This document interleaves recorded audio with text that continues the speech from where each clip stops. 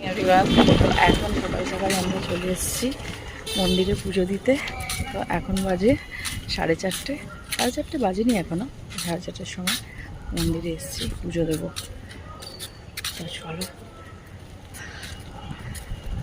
কি সুন্দর লাগছে দেখবে মন্দিরটা।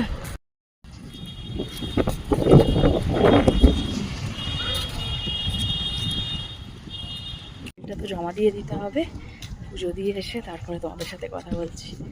চলো,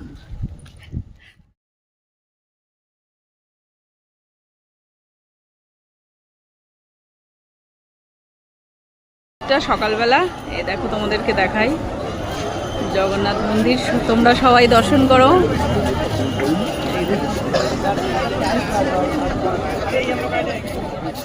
এই সুন্দর লাগছে।